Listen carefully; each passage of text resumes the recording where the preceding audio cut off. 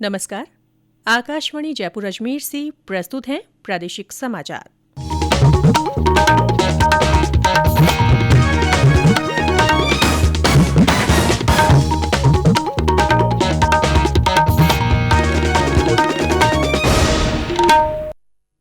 मुख्य समाचार। प्रधानमंत्री नरेंद्र मोदी आज वेस्टर्न डेडिकेटेड फ्रेट कॉरिडोर के न्यू मदार न्यू रेवाड़ी खंड का करेंगे शुभारंभ। प्रदेश कांग्रेस कार्यकारिणी की घोषणा, सूची में 7 उपाध्यक्ष, 8 महासचिव और 24 सचिव शामिल। प्रदेश में 18 जनवरी से खुलने वाले शिक्षण संस्थानों और इससे जुड़े व्यवसायों के लिए विस्तृत गाइडलाइन जारी। और पशुपालन मंत्री लालचंद कटारिया ने बर्ड फ्लू के संबंध में लगातार निगरानी रखने के दिए निर्देश। मुर्गी पालकों से कहा, रखे सावधानी, घबराने की आवश्यकता नहीं। समाचारों के साथ मैं रितिका गुप्ता। कोविड-19 महामारी के खिलाफ देश एकजुट होकर लड़ रहा है। आप भी हमारे साथ सुरक्षा और बचाव की 3 आसान एहतियाती उपायों का संकल्प लें। मास्क पहनें, 2 गज की दूरी है जरूरी, सुरक्षित दूरी बनाए रखें, हाथ और मुंह साफ रखें। और अब समाचार विस्तार से। अगली पीढ़ी की आधारभूत संरचना को मजबूत बनाने के लिए प्रधानमंत्री नरेंद्र मोदी आज वेस्टर्न डेडिकेटेड फ्रेट कॉरिडोर के 306 किलोमीटर लंबे न्यू मदार न्यू रेवाड़ी खंड का शुभारंभ करेंगे। इस अवसर पर वे न्यू अटेली से न्यू किशनगढ़ के लिए डबल स्टैक 1.5 किलोमीटर लंबी कंटेनर ट्रेन को झंडी दिखाकर रवाना भी करेंगे। इस अवसर पर राजस्थान और हरियाणा के राज्यपाल और मुख्यमंत्री तथा रेल मंत्री पीयूष गोयल भी उपस्थित रहेंगे। पश्चिमी विशेष मालवाहक गलियारे का न्यू रेवाड़ी न्यू मदार खंड हरियाणा और राजस्थान में आता है। इसमें 9 नवनिर्मित मालवाहक गलियारा स्टेशन हैं, जिनमें 3 junction new Rewari, new Ateli और न्यू फुलेरा है। इस नए मालवाहक गलियारे पर रेलगाड़ियों की आवाजाही शुरू हो जाने से राजस्थान और हरियाणा के रेवाड़ी, मानेसर, नारनौल, फुलेरा और राजस्थान के किशनगढ़ में मौजूद विभिन्न औद्योगिक इकाइयों को काफी फायदा होगा। इस रेलखंड के शुरू होने से देश के पश्चिमी और पूर्वी माल परिवहन गलियारे एक दूसरे से जुड़ जाएंगे। ये खंड गुजरात में स्थित कांडला, पीपावाव, मुंद्रा और दाहेज के पश्चिमी बंदरगाहों के साथ निर्बाध संपर्क सुनिश्चित करेगा। प्रदेश कांग्रेस कार्यकारिणी की घोषणा कर दी गई है। सूची में 39 नाम शामिल हैं। इनमें 7 उपाध्यक्ष, 8 महासचिव और 24 सचिव बनाए गए हैं। उपाध्यक्ष में पूर्व मंत्री राजेंद्र चौधरी, हरिमोहन शर्मा, महेंद्रजीत सिंह मालवीय और नसीम अख्तर इंसाफ के नाम शामिल हैं। वहीं महासचिव की सूची में अन्य के अलावा पूर्व मंत्री मांगीलाल गरासिया और विधायक रीटा चौधरी को जगह दी गई है। मुख्यमंत्री अशोक गहलोत और पूर्व उप मुख्यमंत्री सचिन पायलट ने नवगठित कार्यकारिणी के सभी पदाधिकारियों को बधाई दी है। प्रदेश में कोरोना संक्रमण से स्वस्थ होने की दर बढ़कर 96.65% हो गई है। कल इस बीमारी से 564 मरीज ठीक हुए। अब तक 3,06,90 लोग संक्रमण से मुक्त हो चुके हैं। राज्य में सक्रिय मामलों की संख्या 7,698 है।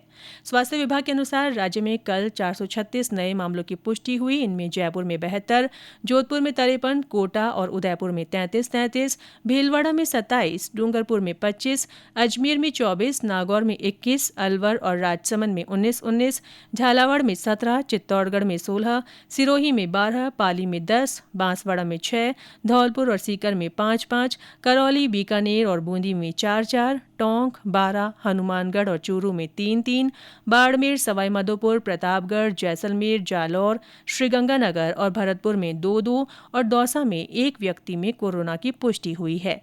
झुंझुनू में कोई भी नया मामला सामने नहीं आया है। राज्य में कल इस बीमारी से 4 और लोगों की मृत्यु के साथ ही मृतकों का आंकड़ा बढ़कर 2,723 हो गया है। ये समाचार आकाशवाणी जयपुर अजमेर से प्रसारित किए जा रहे हैं। समाचारों का सिलसिला यूं ही जारी रहेगा। उससे पहले ये संदेश। चलो मिलकर एक शुरुआत करें, चलो एक फैसला आज करें। मास्क नहीं तो टोकेंगे, कोरोना को रोकेंगे। चलो एक इरादा करते हैं, चलो कुछ वादा करते हैं।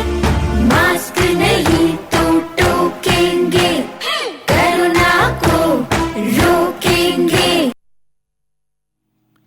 प्रादेशिक समाचारों में एक बार फिर से आपका स्वागत है।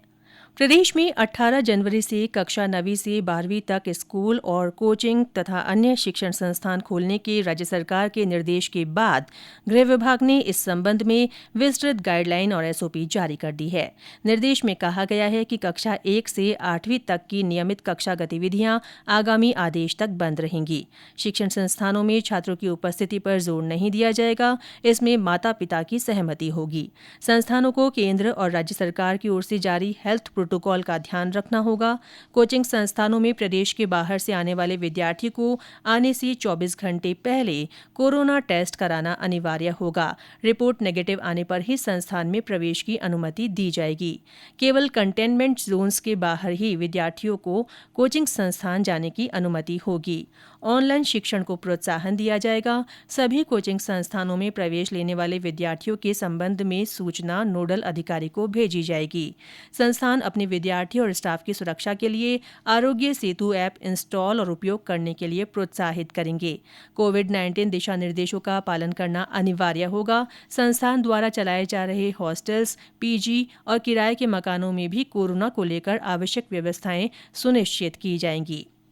उधर हनुमानगढ़ से हमारे संवाददाता ने बताया है कि वहां कोरोना के कारण पिछले कई महीनों से बंद ऐतिहासिक और धार्मिक स्थल आज से खुल रहे हैं।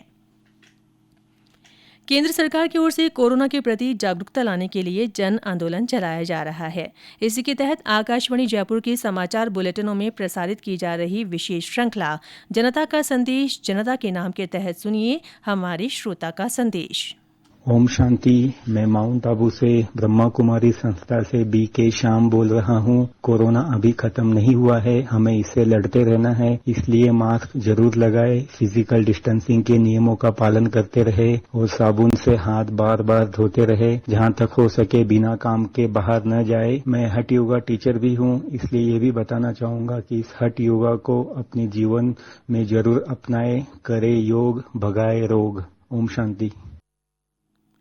आकाशवाणी के श्रोताओं तक कोरोना वैक्सीन से जुड़ी जानकारी पहुंचाने के उद्देश्य से समाचार विभाग ने बुलेटिनों में महत्वपूर्ण सवाल जवाब श्रृंखला शुरू की है। आज का प्रश्न है, क्या कोरोना से ठीक हुए व्यक्ति को भी वैक्सीन लेना आवश्यक है? इसका जवाब है, पहले से संक्रमित होने के बावजूद वैक्सीन की पूरी खुराक लेना आवश्यक है, क्योंकि ये एक मजबूत प्रतिक्रिया तंत्र विकसित करने में मदद करेगा। कृषि और पशुपालन मंत्री लालचंद कटारिया ने बर्ड फ्लू के संबंध में अधिकारियों को लगातार निगरानी करने के निर्देश दिए हैं। उन्होंने कहा है कि मुर्गी पालकों के साथ जिलेवार सोशल मीडिया पर ग्रुप बनाकर जरूरी जानकारी साझा करते रहें।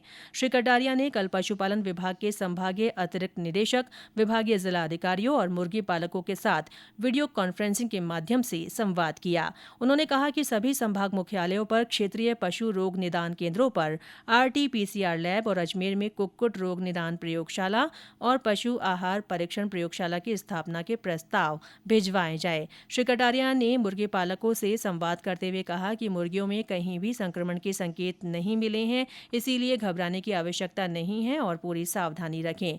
उन्होंने मुर्गी पालकों से कहा कि वे बाड़े की साफ सफाई रखें और मृत पक्षी दिखने पर कंट्रोल रूम में सूचित करें। उधर जोधपुर के सेतरावा में कई कौवे मृत पाए गए हैं। भोपालगढ़ क्षेत्र में भी कुछ कौवों के मरने के समाचार हैं। ग्रामीणों की सूचना पर वन विभाग की टीम मौके पर पहुंची और कौवों के सैंपल लिए। बीकानेर में भी 28 पक्षियों की पिछले 24 घंटों में मृत्यु हुई है। हालांकि वन विभाग की ओर से इन पक्षियों में बर्ड फ्लू की पुष्टि अभी नहीं की गई है। मौसम विभाग ने जयपुर और भरतपुर संभाग के जिलों में कल हल्की बारिश की संभावना जताई है। विभाग ने कहा है कि 2 दिनों में न्यूनतम और अधिकतम तापमान में 3 से 4 डिग्री सेल्सियस गिरावट होने और 3-4 दिन घने से अति घना कोहरा छाए रहने और तेज ठंड रहने की संभावना है। मौसम विभाग ने आगामी 7 दिनों के लिए घना कोहरा छाने संबंधी येलो अलर्ट भी जारी किया है। और अंत में मुख्य समाचार एक बार फिर। प्रधानमंत्री नरेंद्र मोदी आज वेस्टर्न डेडिकेटेड फ्रेट कॉरिडोर के न्यू मदार न्यू रेवाड़ी खंड का शुभारंभ करेंगे। प्रदेश कांग्रेस कार्यकारिणी की घोषणा हो गई है। सूची में 7 उपाध्यक्ष, 8 महासचिव और 24 सचिव शामिल हैं। प्रदेश में 18 जनवरी से खुलने वाले शिक्षण संस्थानों और इससे जुड़े व्यवसायों के लिए विस्तृत गाइडलाइन जारी कर दी गई है। और पशुपालन मंत्री लालचंद कटारिया ने बर्ड फ्लू के संबंध में लगातार निगरानी रखने के निर्देश दिए हैं। मुर्गी पालकों से कहा है कि सावधानी रखें और घबराने की आवश्यकता नहीं है। इसी के साथ प्रादेशिक समाचार बुलेटिन समाप्त हुआ। हमारा अगला बुलेटिन हिंदी में दोपहर 12:30 बजे प्रसारित होगा। नमस्कार।